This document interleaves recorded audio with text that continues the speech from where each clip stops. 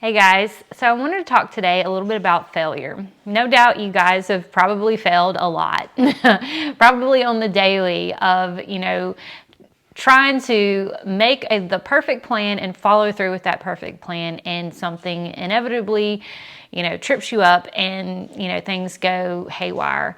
But one of the things that I want you to understand about failure is that you have to fail in order to succeed.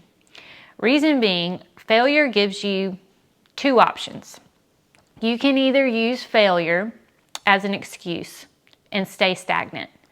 You can use failure as the reason why things don't go your way.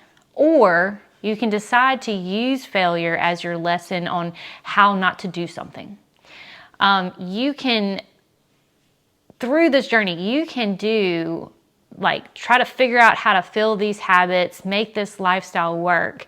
And through this journey, you're going to do some things and set some stuff in place that you think is going to be the perfect way, when it turns out that it's not the perfect way for you.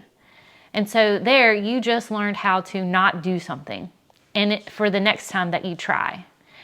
And so turning failures into lessons is so, so important to this process, because no one is supposed to get it right the first time.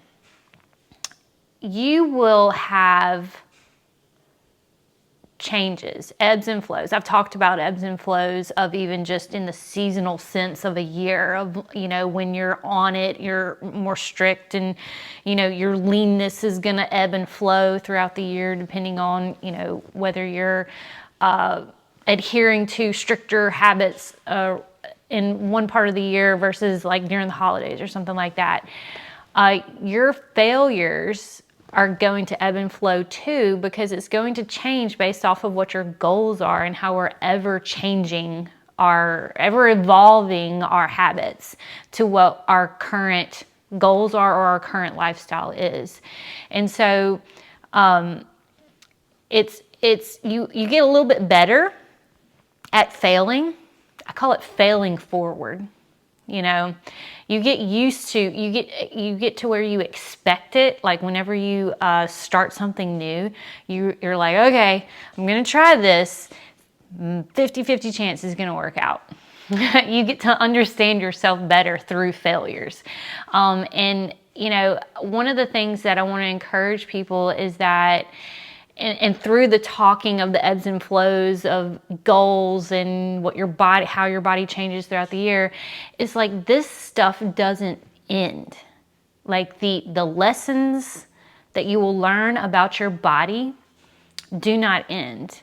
The failures that you will have, even when you think you've reached the pinnacle of like know-it-all, I even have failures in what I do on my daily, but the big part about learning to learn from your failures is that you can restart yourself.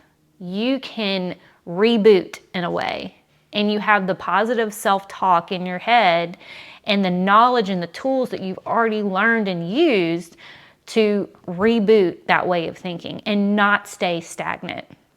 Because remember, failure, you can either use it as an excuse to stay stagnant, which people do like to do, or you can use it as just another way you learned how not to do something.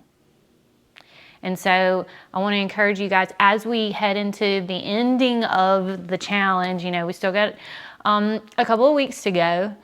It's kind of time to, maybe refocus. Maybe, some goals that you made, maybe they were too big for this period of your life. Maybe you have reached a goal and you need to step it up and, go for something else. It's a time to reevaluate not only our successes, but the failures and how we learned from them. So I want to encourage you guys, no matter where you're at and whatever goal that you're trying to get after, whether you've made it, whether you're like, oh, I don't know, maybe it was too big, reassess. But don't think of it as failing as the end. failure is just the beginning. Failure is the beginning, the middle, and the end. It's all melded together with your success, because you cannot be successful without failing and learning how to not do something. Okay, so I'll end it there, but that's your lesson on turning failures into lessons. Bye, guys.